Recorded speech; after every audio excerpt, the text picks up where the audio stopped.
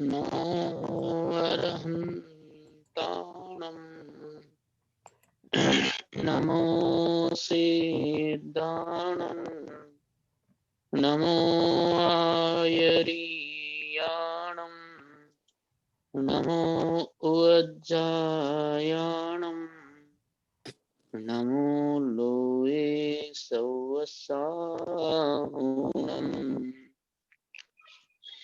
मंगलम भगवान वीरो मंगलम गौतमो गणी मंगलम कुंद कुंदार्यो जैन धर्मोस्तु मंगलम सर्वमंगल मांगल्यम सर्वकल्याणकारकम प्रदानं सर्वधर्माणां जैनं जयतु शासनं जैनं जयतु शासनं जैनं जयतु शासनम् वन्दे तु सौवसिद्धे ध्रुवमचलमणोवमं गतिं पते वोच्छामि समयपाहुड विनमो सुध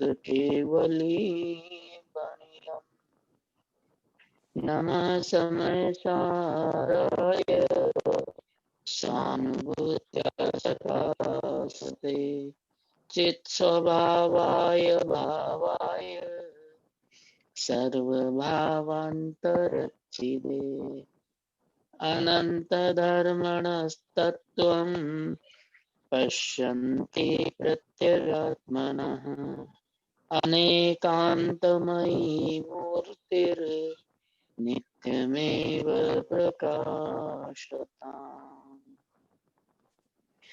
निसंग है जो आयुषम निर्लेप है आकाश से निज आत्मा में ही विहरते जीवन न पर की आस से जिनके निकट सिंहादि पशु भूल जाते क्रूरता उन दिव्य गुरुओं की हो कैसी अलौकिक शूरता। जिनवाणी माता की जय। पूज्य गुरुदेव श्री। समय सार 320 नंबर की गाथा है। जयसेनाचार्य जी की टीका है, उस पर पूज्य गुरुदेव श्री का खुलासा है और जीव को सुख का मार्ग, मोक्ष का मार्ग, आनंद का मार्ग इसमें बताया है। गाथा समझ में आ जाए, मर्म पकड़ में आ जाए, चैतन्य गायक भगवान आत्मा अनुभव में आ जाए, ऐसी ये गाथा है। जीव का स्वभाव बताया। जयसेनाचार्य जी ने एक शब्द में जीव का स्वभाव बताया कि ज्ञान मात्र स्वभावत्वात्। खरेखर तो जीव का स्वभाव जानना मात्र ही है, जानना और देखना ही उसका स्वभाव है। अपने त्रिकाली चैतन्य गायक ध्रुव भगवान आत्मा का अनुभव करना, विकार पर्याय जितने भी भाव हैं, चाहे निर्मल हो चाहे विकारी हो, उन सभी भावों को जानना जीव का स्वभाव है। जीव मात्र जानने और देखने के स्वभाव वाला ही है। और Rajni bhai, जो can you please make me co-host? Sorry Pandit ji. जानने, I can mute हाँ, people, બધા now unmute છે ઘણાને. Okay. સુશીલા શાહ, સુશીલા તમે મ્યુટ કરી દો પ્લીઝ, તમારામાં બહુ અવાજ આવે છે. સુશીલા શાહ, ઓકે ભાઈ. લતાબેન મ્યુટ કરી દો, બધાને મ્યુટ ઓલ કરી નાખો. Co-host નથી ને, I could not mute. તમને બધી વાત co-host બનાવી છે.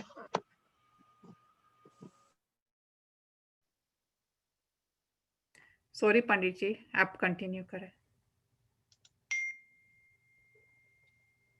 પંડિતજી પણ મ્યુટ થઈ ગયા છે એટલે એમને અનમ્યુટ કરવા પડશે. पंडित जी आप म्यूट कीजिए, आप अनम्यूट कीजिए. हाँ जी. जीव मैं चैतन्य पदार्थ कैसा हूँ? तो कुंद कुंद भगवान अमृत चंद्राचार्य कहते हैं कि तू तो मात्र जानने और देखने के स्वभाव वाला है, और ऐसे स्वभाव वाला होने से जीव अकर्ता और अभोक्ता है।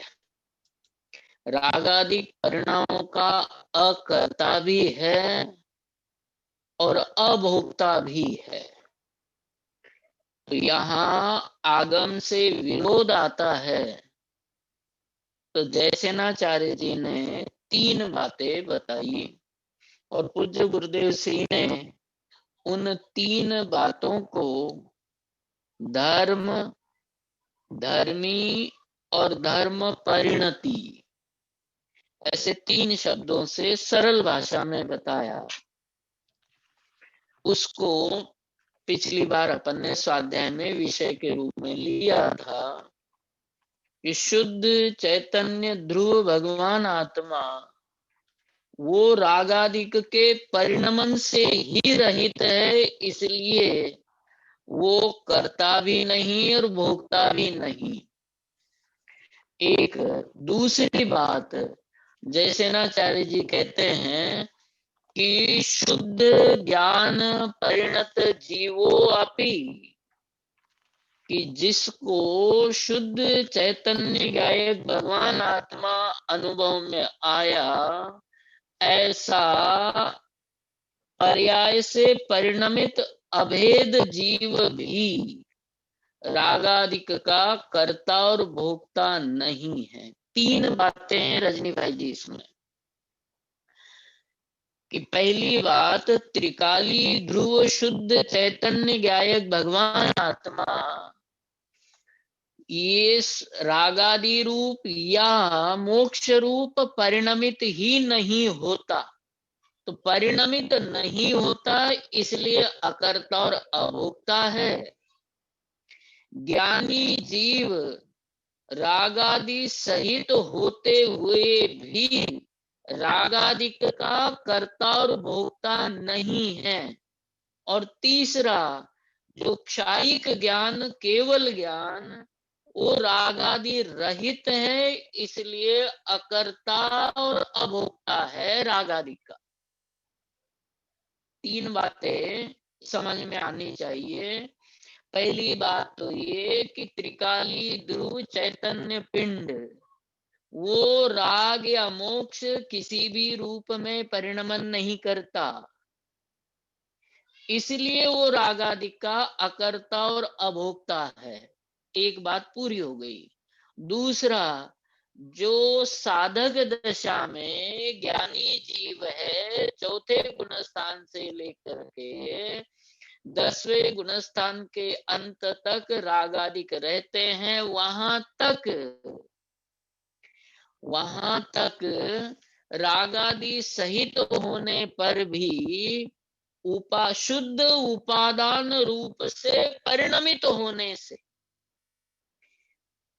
पहला त्रिकाली ध्रुव चैतन्य पिंड तो राग या वीतराग दोनों ही परिणामों से रहित होने से, साधक दशा में शुद्ध उपादान रूप परिणमित होने से, और केवल ज्ञान के समय में रागादि का अभाव होने से इन तीनों ही अपेक्षाओं से देखो, विचार करो तो जीव रागादिक का कर्ता भी नहीं और रागादिक का भोक्ता भी नहीं। तीन बातें कि पहला, त्रिकाली शुद्ध चैतन्य ध्रुव पिंड, वो परम पारणामिक भाव रूप चैतन्य गोला, चैतन्य पिंड, वो तो किसी भी रूप में परिणमन नहीं करता, और किसी भी रूप में परिणमन नहीं करने से वो रागादिक का कर्ता भी नहीं, भोक्ता भी नहीं। परद्रव्य के कर्ता और भोक्ता की तो बात बहुत दूर। दूसरा, साधक दशा में ज्ञानी जीव शुद्ध उपादान रूप से परिणमित होने से, क्या लिखा है जयसेनाचार्य जी ने कि शुद्ध, तीसरी लिट्टी, ये जो पुस्तक है तात्पर्य वृत्ति टीका की तीसरी लिट्टी, कि शुद्ध ज्ञानम अपि अभेदेन शुद्ध ज्ञान परिणत जीवो वा, यहाँ से शुद्ध अभेदेन शुद्ध ज्ञान परिणत जीवो स्वयं शुद्ध उपादान रूपेण न करोति न च वेदयति। ये लिटि पूरे इसके प्राण है अर्थ समझने के लिए, कि जो त्रिकाली ध्रुव शुद्ध चैतन्य ज्ञायक भगवान आत्मा, उससे जो साधक अभेद अनुभव करता है, अभेदन का अर्थ अभेद अनुभव करता है, ऐसा जो जीव है। अब इस अभेदेन, इसमें से पूज्य गुरुदेव श्री ने जो अर्थ निकाले वो खुलासा पहले करते हैं, फिर इस लिटि पर आएंगे वापस। पूज्य गुरुदेव श्री कहते हैं ये अभेद शब्द का अर्थ, देखो कितनी गहरी सूक्ष्म दृष्टि पूज्य गुरुदेव श्री की। शुद्ध ज्ञानम, ये तो हो गया त्रिकाली ध्रुव चैतन्य पिंड। दूसरा, अभेदेन, कि चैतन्य ज्ञायक भगवान आत्मा, उससे जिस जीव का अभेद तादात्म्य स्थापित होता है, उस त्रिकाली ध्रुव शुद्ध चैतन्य से तन्मय होता है, तो वह जीव शुद्ध उपादान रूप परिणमित होने से, इसका सिद्धांत ये निकला कि शुद्ध उपादान रूप से परिणमित होने वाला जीव रागादिक का कर्ता भी नहीं, रागादिक का भोक्ता भी नहीं। कौन सा जीव? कि मैं यदि शुद्ध उपादान रूप से परिणमित हूं तो मैं रागादिक का कर्ता भी नहीं और रागादिक का भोक्ता भी नहीं। कथन वाली बात अलग है कि शुद्ध जीव शुद्ध ज्ञान से जब परिणमित होता है, अर्थात आशय इतना सा है कि त्रिकाली ध्रुव शुद्ध चैतन्य ज्ञायक भगवान आत्मा से जब यह जीव अभेद रूप से अनुभव करता है कि मैं शुद्ध चैतन्य ज्ञायक भगवान आत्मा हूं, वह जीव स्वयं शुद्ध उपादान रूप से परिणमित होने से, तो इसमें से पूज्य गुरुदेव श्री ने कौन से अर्थ निकाले और क्यों निकाले? अब यहाँ पूज्य गुरुदेव श्री कहते हैं कि दृष्टि का विषय सम्यक दृष्टि का विषय है। नहीं है ये बात समझ में? आपके पास पॉइंट लिखे उसमें दिया है, दृष्टि का विषय अर्थात सम्यक दृष्टि का विषय। अब ये अभेदेन शब्द से ये अर्थ निकाला कि त्रिकाली ध्रुव चैतन्य वस्तु पूर्ण है और दृष्टि का विषय पूर्ण आना चाहिए। ये पूज्य गुरुदेव श्री का अभेद में से खुलासा है। तो अभेद में से रजनी भाई जी पॉइंट है सामने? जो डायरी वाले है ना, आपके म्यूट है, कोई बात नहीं, उसमें देखना दृष्टि का हाँ दृष्टि आपका पेज कौन सा है? हाँ आपका पेज नंबर, दिट्ठी संयम पिणानम, मैंने आपका पेज नंबर 2। ऊपर ऊपर ऊपर जो दिया पेज नंबर, दिट्ठी संयम पिणानम, उसमें से एक बात मुझे बतानी थी।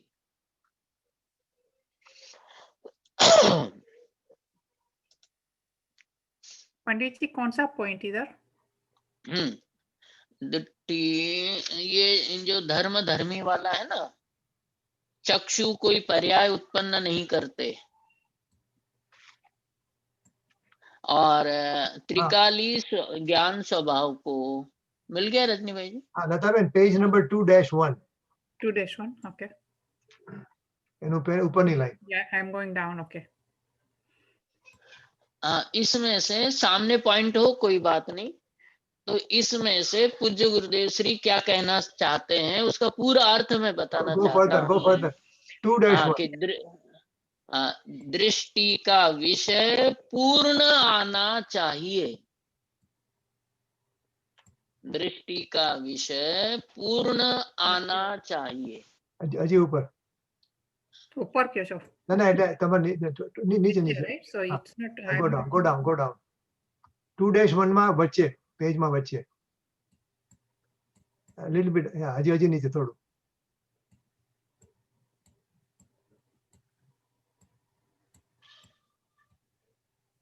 નહીં, 2-1 તમે નીચે આવી ગયા. Oh, okay. There we go. હા, બસ, go little bit. થોડું નીચે. Yeah. हाँ जी पंडित जी अभी आए। हाँ, दृष्टि का विषय माने समय दृष्टि का विषय। बस बस बस बस हाँ जी। बस हाँ, ये दृष्टि, हाँ बराबर, दृष्टि का विषय इक्वल टू सम्यक दृष्टि का विषय। तो ये जो शुद्ध ज्ञानम अपि अभेदेन, अभेदेन का व्याख्यान है 4-5 पंक्तियों में, 4-5 पॉइंट है ये, कि अभेदेन का अर्थ क्या है कि दृष्टि का विषय एटले सम्यक दृष्टि का विषय, और सम्यक दृष्टि का मतलब दृष्टि का विषय पूर्ण आना चाहिए। तो पूर्ण जो शब्द है, इस पूर्ण के दो अर्थ, जो इसमें तो डिटेल में लिखा नहीं जाता कि पूर्ण आना चाहिए का मतलब क्या, कि जैसा त्रिकाली ध्रुव शुद्ध चैतन्य ज्ञायक भगवान आत्मा वो दृष्टि का विषय है, वो अपने आप में पूर्ण है, उसको सम्यक दर्शन की या मोक्ष की आवश्यकता नहीं है, वो सदाकाल पूर्ण है। अनादिकाल पहले भी दृष्टि का विषय पूर्ण था, आज भी दृष्टि का विषय पूर्ण है, और भविष्य में भी दृष्टि का विषय पूर्ण ही रहेगा। तो वो कहने का मतलब वो सदाकाल एक रूप है, अतः वो अपने आप में परिपूर्ण है। एक अर्थ तो ये, उसको मोक्ष आदि की पर्याय की भी आवश्यकता नहीं, सम्यक दर्शन की भी दरकार नहीं है। ऐसा जो त्रिकाली ध्रुव शुद्ध चैतन्य ज्ञायक भगवान आत्मा, वो दृष्टि का विषय अपने आप में पूर्ण है। दूसरी बात, पूर्ण आना चाहिए का सेकंड अर्थ जो प्रैक्टिकली, कि जैसा त्रिकाली ध्रुव शुद्ध चैतन्य ज्ञायक भगवान आत्मा है, पर्याय में मैं वैसा ही हूं, ऐसा अनुभव रूप पूर्ण आना चाहिए। कि जैसा त्रिकाली ध्रुव चैतन्य ज्ञायक भगवान आत्मा है, अनुभव में वैसा का वैसा ही पूर्ण आना चाहिए, थोड़ी सी भी कचास नहीं। तो जैसा पूर्ण भगवान आत्मा परिपूर्ण है, सदाकाल पूर्ण है, पर्याय में अनुभव में वैसा का वैसा ही आ जाए, तो वैसा का वैसा ही परिपूर्ण चैतन्य ज्ञायक भगवान आत्मा अनुभव में आता है। तो ये आता है उस काल में अभेदेन, कि चैतन्य ज्ञायक भगवान आत्मा जैसा है वैसा पूर्ण परिपूर्ण रूप से अनुभव में आता है।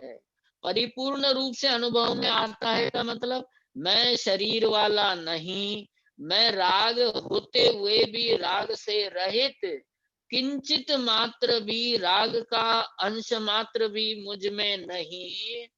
जैसा त्रिकाली शुद्ध चैतन्य परमात्मा अकर्ता और अभोक्ता है, तो वो अनुभव करने वाला जीव भी अपने आप को कर्ता, अकर्ता और अभोक्ता ही अनुभव करता है। और वास्तव में वस्तु का स्वरूप भी ज्ञानी जीव, एक जीव की अपेक्षा से ले तो जीव भी रागादिक का कर्ता नहीं, भोक्ता नहीं। अज्ञान दशा में भी अनुभव नहीं होने से मानता था कि मैं करता हूं और भोगता हूं, लेकिन अनुभव होने के बाद वो रागादिक में रहते हैं। उनमें जो कर्तापने की मान्यता थी, भोक्तापने की मान्यता थी, वो कर्तापने की और भोक्तापने की मान्यता उसमें से निकल जाती है। मान्यता में से कर्तापना और भोक्तापना निकल जाता है। और यह जीव जैसा अनादि से जिस रूप में था, जैसा था वैसा ही ज्ञानियों को अनुभव में आता है। वास्तव में देखा जाए तो जीव का अनादिकालीन त्रैकालिक स्वरूप जैसा है वैसा अनुभव में आना, यही धर्म है। यही धर्म है, यही धर्म की परिणति है कि जैसा है वैसा अनुभव में आना। तो उस अनुभव में आने को यहाँ अभेदेन शब्द से कहा कि अनुभव में आने पर क्या होता है कि जैसा त्रिकाली शुद्ध चैतन्य गायक भगवान आत्मा पर्याय रहित होने से रागादिक का कर्ता भी नहीं, रागादिक का भोक्ता भी नहीं, वैसे त्रिकाली चैतन्य गायक भगवान आत्मा मैं हूं ऐसा अनुभव करने वाला जीव भी मैं रागादिक का कर्ता नहीं, रागादिक का भोक्ता नहीं ऐसा अनुभव करता है, ऐसा श्रद्धान करता है। और जब यह जीव ऐसा अनुभव करता है, श्रद्धान करता है, तब इस अभेदेन शब्द का अर्थ खुलता है कि शुद्ध चैतन्य गायक भगवान आत्मा से तादात्म्य स्थापित करने वाला जीव, अहम स्थापित करने वाला जीव, उस रूप अनुभव करने वाला जीव शुद्ध ज्ञान परिणत जीव, कि वो जो है शुद्ध ज्ञान परिणत जीव है। फिर अब थोड़ी सी बात स्वामी जी ने व्यवहारिक ये बताई कि खरे खर तो जिनागम का सार दृष्टि का विषय है और दृष्टि का विषय परिपूर्ण ही समझ में आना चाहिए। अब स्वामी जी को दूसरे विकल्प यहाँ आए और उन्होंने ये बताया कि वास्तव में मिथ्या दृष्टि जैसा जानता है, जैसा मानता है, जैसा अनुभव करता है, मिथ्या दृष्टि के ज्ञान का विषय विषय ही नहीं है। मिथ्या दृष्टि के चारित्र का विषय विषय ही नहीं है। अगला पॉइंट। और मिथ्या दृष्टि के श्रद्धान का विषय वास्तव में विषय ही नहीं। क्यों? त्रिकाली शुद्ध चैतन्य गायक भगवान आत्मा। अब तो रजनी भाई जी ये समझ में आ रहा है कि स्वामी जी ने कहां से कौन से अर्थ खोले। लगा जिनवाणी सामने रखते हैं और स्वामी जी को सुनते हैं तो पता चलता है कि स्वामी जी ने ये अर्थ यहाँ से यहाँ तक खोला है। फिर मूल पे चले गए, फिर वहां कि सम्यक दृष्टि ऐसा मानता है, सम्यक दृष्टि ऐसा जानता है, सम्यक दृष्टि ऐसा आचरण करता है। तो सम्यक दृष्टि के ज्ञान का, चारित्र का, श्रद्धान का विषय वास्तव में विषय है। मिथ्या दृष्टि तो वास्तव में बेकार का ही जीवन जीता है। और कष्ट भोगता है, आकुलता का अनुभव करता है, सम्यक दृष्टि का विषय वास्तव में विषय है, मिथ्या दृष्टि का विषय विषय ही नहीं। कहने का मतलब अपने आप को शुद्ध चैतन्य रूप अनुभव करना। बीजी बात यह है कि अपने आप को राग आदि का अकर्ता और अभोक्ता जानना।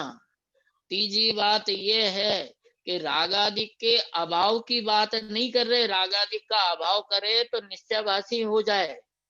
रागादिक है उसका ये जीव ज्ञाता है। ये तीन बात कि रागादिक से रहित त्रिकाली ध्रुव पिंड रूप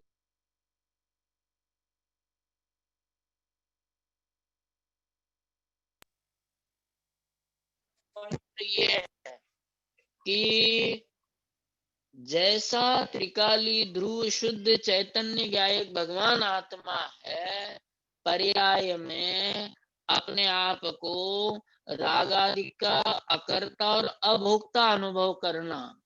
तीसरी बात कि इसी का दूसरा काउंटर पार्ट है कि मैं तो जानने देखने के स्वभाव वाला हूँ, ऐसा यदि कोई जीव मानता है तो वो जीव सम्यक दृष्टि है। और उस सम्यक दृष्टि का जो ज्ञान का विषय है, अनुभूति का विषय है, श्रद्धान का विषय है, चारित्र का विषय है, वो वास्तव में विषय है, मिथ्या दृष्टि का विषय विषय ही नहीं है। क्योंकि अब तीनों बातों पर कि त्रिकाली शुद्ध चैतन्य ज्ञायक पिंड मैं हूं, ऐसा अनुभव करने वाला वास्तव में अपने शुद्ध चैतन्य के अस्तित्व का अनुभव करता है।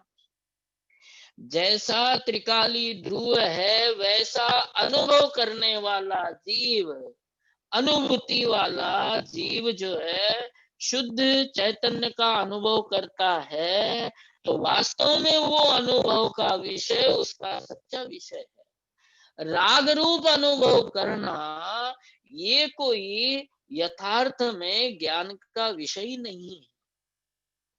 राग आदि का हो, चाहे क्षोभम ज्ञान हो, चाहे चारित्र की परिणति 28 मूल गुण वाली हो, ये तो ज्ञान की पर्याय में जानने में आते हैं।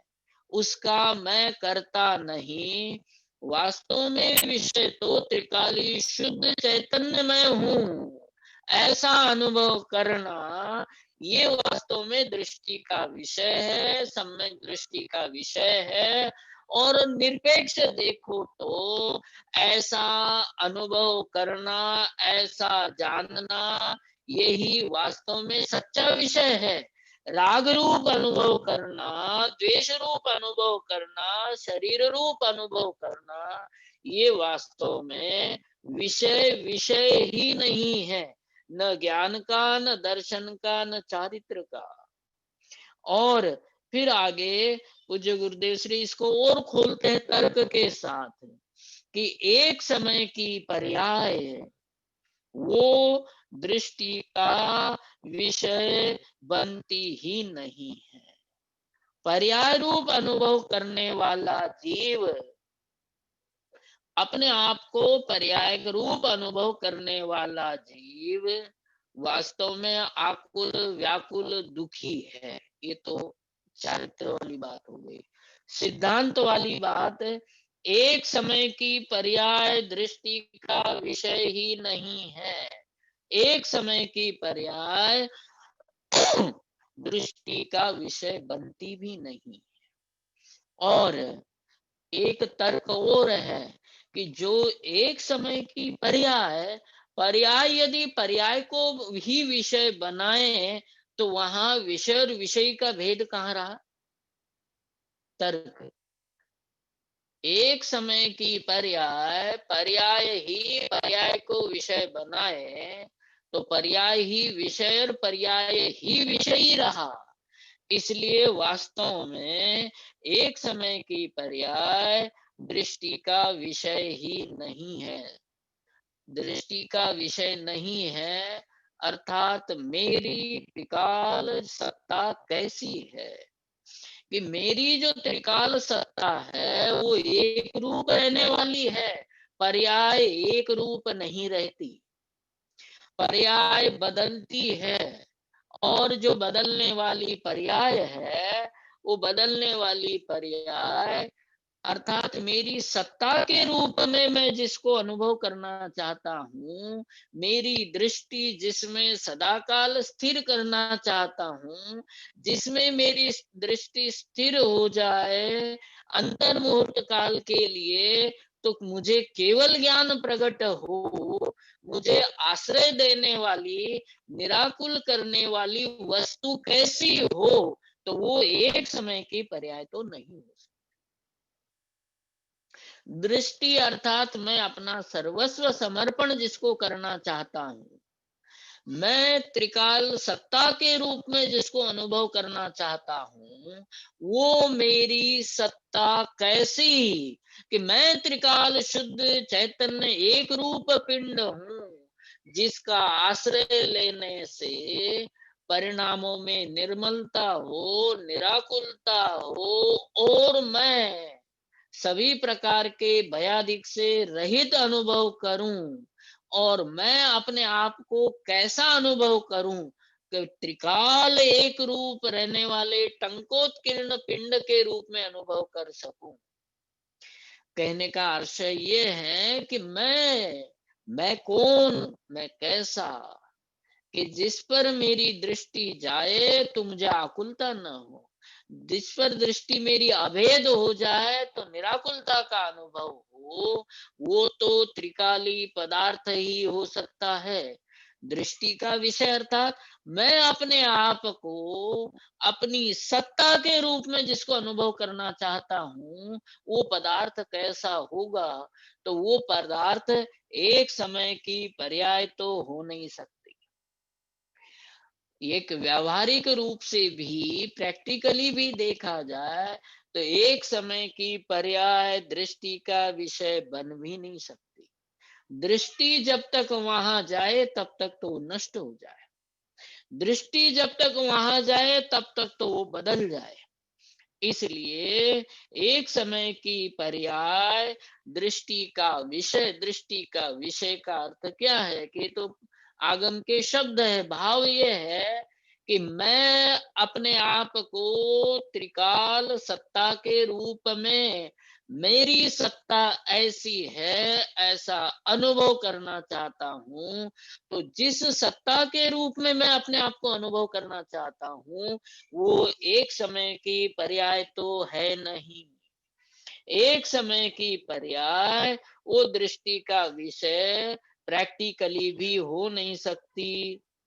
अब एक समय की पर्याय तो अवस्तु है, वो यथार्थ नहीं है। कि जो एक समय की पर्याय है, वो एक समय की पर्याय दृष्टि का विषय नहीं बनती है। एक समय की पर्याय खुद ही क्षणिक है, किसी को आश्रय योग्य नहीं है। अब जो किसी को आश्रय दे उसको वस्तु कहते हैं। रजनी भाई जी, स्वामी जी की बारीकी देखना, यहाँ पर ये पंक्ति आपको वैसे समझ में नहीं आए। अवस्तु है, यथार्थ नहीं है। स्वामी जी के और प्रवचनों में ये बात है कि वस्तु उसे कहते हैं कि द्रवती गुण पर्यायान प्राप्नोति इति द्रव्यम, कि जो गुण पर्यायों को प्राप्त होता है उसको द्रव्य कहते हैं। गुणों को धारण करे उसको वस्तु कहते हैं। कि एक समय की पर्याय तो त्रिकाली को धारण नहीं करती, गुण को भी धारण नहीं करती, इसलिए एक समय की पर्याय वस्तु नहीं है। वस्तु किससे कहते हैं कि जो गुण को धारण करे, जो अनंत गुणों के समूह को प्राप्त हो, उसको वस्तु कहते हैं। पर्याय न तो गुणों को धारण करती है, न त्रिकाली वस्तु को धारण करती है। इसलिए वास्तव में त्रिकाली गुणों को पर्याय, गुणों को और गुण समूह को धारण नहीं करती, प्राप्त नहीं होती, इसलिए एक समय के पर्याय वस्तु नहीं है, अवस्तु है। और दूसरा शब्द क्या है? यथार्थ नहीं है। यथार्थ नहीं है का मतलब क्या है? कि जिससे प्रयोजन की सिद्धि होती है उसे यथार्थ कहते हैं, और जिससे प्रयोजन की सिद्धि न हो उसको यथार्थ नहीं कहते। हम स्वाध्याय भी कर रहे हैं तो अपने प्रयोजन की सिद्धि के लिए कर रहे हैं, तो प्रयोजन की सिद्धि हो तो स्वाध्याय हो। अब हम इतने दिनों से एक ही गाथा पर चर्चा कर रहे हैं, एक ही गाथा पर बार बार विचार कर रहे हैं। अब हमें प्रयोजन की सिद्धि हो तब तो स्वाध्याय करना ठीक है, और प्रयोजन की सिद्धि न हो तो, प्रयोजन की सिद्धि न हो तो हमें कोई इससे लाभ नहीं है। यदि 320 नंबर की गाथा पढ़ी, इतने दिन तक पढ़ी, स्वाध्याय किया, पूज्य गुरुदेव श्री को समझने का प्रयास किया, और अंत में यदि निर्णय ये निकला कि मैं तो रागी द्वेषी हूँ, राग का करता हूँ, राग का भोगता हूँ, तो कहते आपने इस गाथा के मर्म को, इस गाथा के शब्दों को यथार्थ रूप से नहीं जाना। प्रयोजन की सिद्धि न हो उसको यथार्थ नहीं कहते। जिससे प्रयोजन की सिद्धि होती है, दो बातें देखो यहाँ पर क्या है कि रागादिक अनादिकाल से जीव के साथ हैं, ये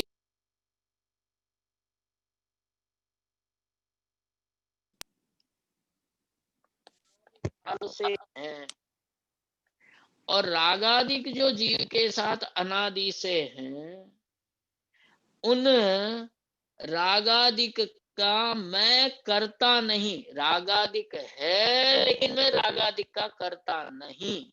रागादिक होने से प्रयोजन में बाधा नहीं है। आशय समझ में आ गया।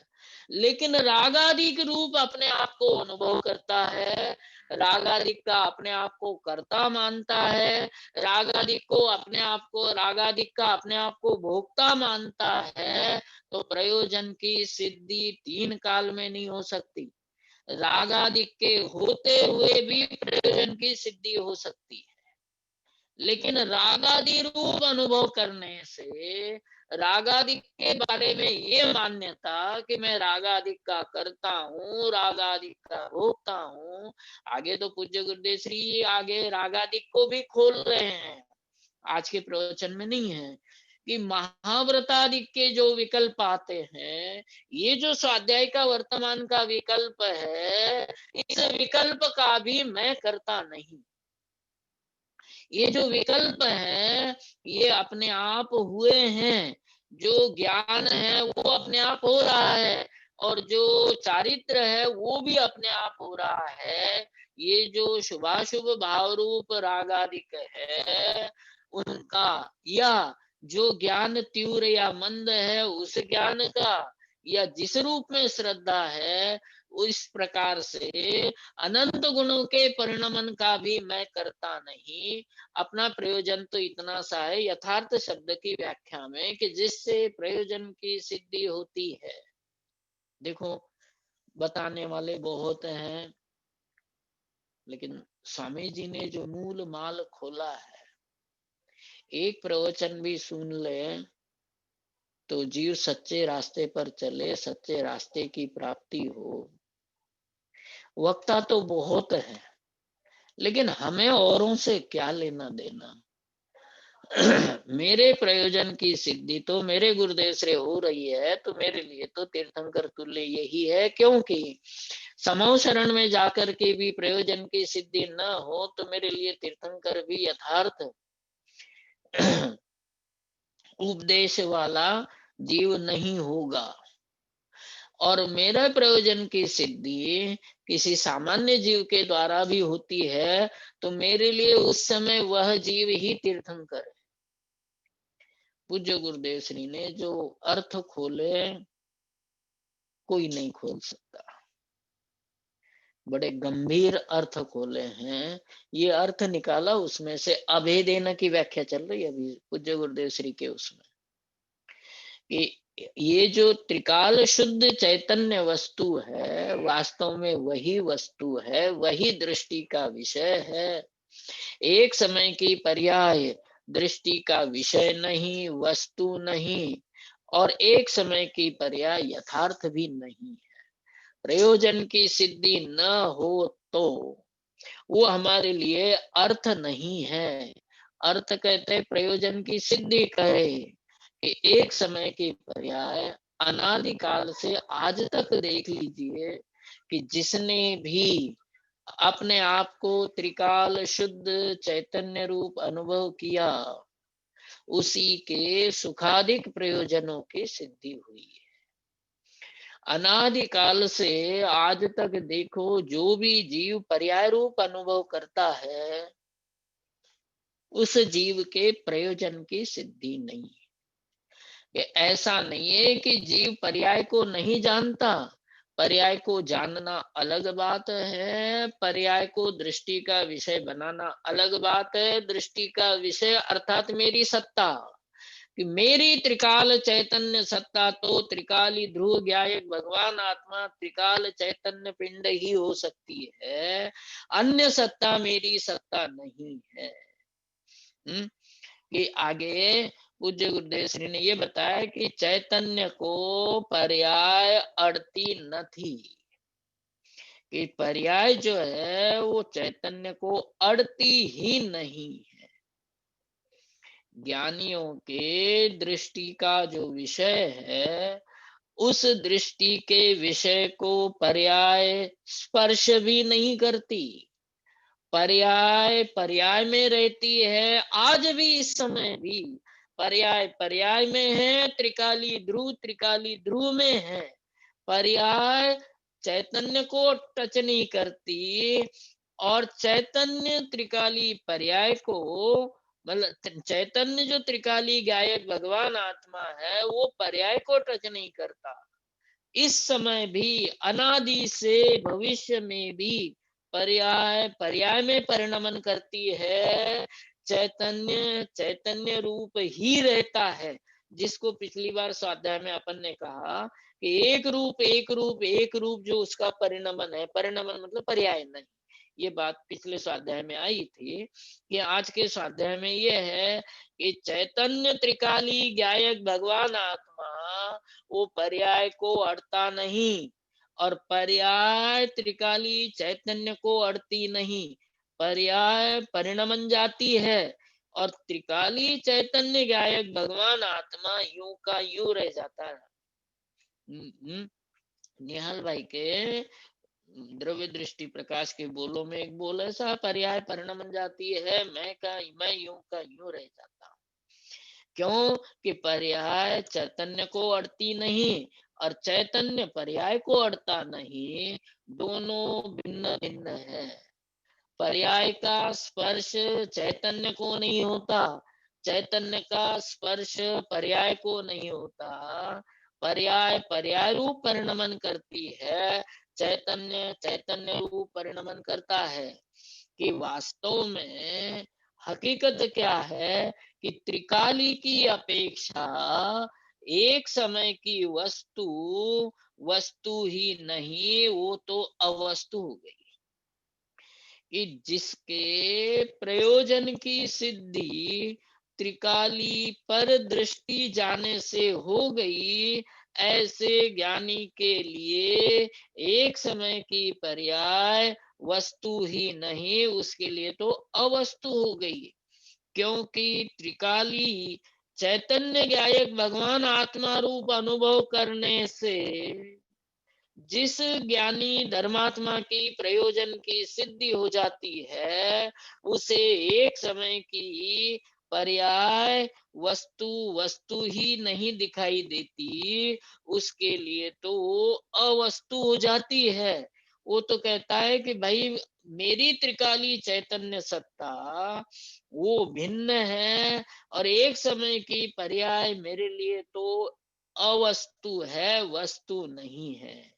सम्यक दृष्टि का विषय है और होता है, मिथ्या दृष्टि का विषय विषय ही नहीं है और वो होता भी नहीं है। मिथ्या दृष्टि का विषय विषय हो तो मिथ्या दृष्टि क्यों रहे? कि मिथ्या दृष्टि जैसा अनुभव करता है, जैसा वस्तु का विषय मानता है, वैसा वस्तु का स्वरूप ही नहीं है, इसलिए वो मिथ्या दृष्टि है। और लाख बात की एक बात है कि सम्यक दृष्टि जैसे अपने आप को त्रिकाल चैतन्य रूप अनुभव करता है कि इस रूप में हूं, तो उसका विषय वास्तव में विषय है। क्यों विषय है?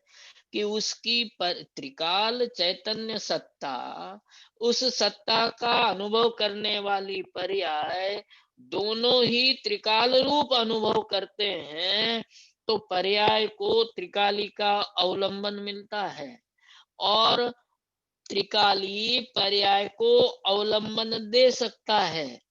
इसलिए पर्याय में जब त्रिकाली का वेदन होता है, तो त्रिकाली का वेदन होने पर सुख शांति आनंद की प्रतीति होती है और यह जीव विकार से निर्विकार रूप परिणमन करता है और विषय भी बनाए विकार रूप परिणमन करे। क्या मतलब, क्या प्रयोजन की सिद्धि हुई? कि सम्यक दृष्टि का विषय वास्तव में विषय है। अब इतना ज्यादा बताने की कोई आवश्यकता नहीं थी, लेकिन पूज्य गुरुदेव श्री ने धीरे धीरे अभेदेन में से ये अर्थ खोले कि जीव तुझे मुक्ति चाहिए तो एक ही काम कर कि मैं शुद्ध त्रिकाल चैतन्य ज्ञायक भगवान रूप हूँ, मैं त्रिकाल चैतन्य पिंड हूँ, निर्विकल्प हूँ, ऐसा अनुभव कर। ये अनुभव करना ये सभी प्रयोजनों की सिद्धि करता है और जीव जैसा निर्मल है उस रूप निर्मल परिणमन होता है, तो सम्यक दृष्टि का विषय विषय होता है, सम्यक दृष्टि का विषय विषय है। त्रिकाली ज्ञान में से दृष्टि का विषय निकाला है, ये बात है। कि जयसेनाचार्य जी ने जो लिखा था शुद्ध ज्ञानम अपि अभेदेन, तो उस अभेदेन का अर्थ ये है कि पूज्य गुरुदेव श्री कहते हैं कि जयसेनाचार्य जी ने ये काम किया। कौन सा काम किया? कि त्रिकाली ज्ञान में से दृष्टि का विषय निकाला है। ये तो स्वामी जी का हम पर उपकार है कि उन्होंने इस तरह से खोल करके बताया कि त्रिकाली ज्ञान में से, अब ये जो जयसेनाचार्य जी का शब्द है त्रिकाली शुद्ध ज्ञान, उस शुद्ध ज्ञान में से दृष्टि का विषय निकाला है। पहले दृष्टि ने बात करी थी, शुद्ध ज्ञानम शब्द कह करके पहले दृष्टि ने बात करी थी। रजनी भाई कितना सूक्ष्म कौन समझे, कितनी बारीकी से अर्थ निकाला कि जयसेनाचार्य जी ने शुद्ध ज्ञानम शब्द कह करके, मेरे सामने दोनों हैं, शुद्ध ज्ञानम कह करके पहले दृष्टि ने बात करी थी, फिर अभेदेन शुद्ध ज्ञान परिणत जीवो ऐसा कह करके हवे ज्ञान की बात करे छे।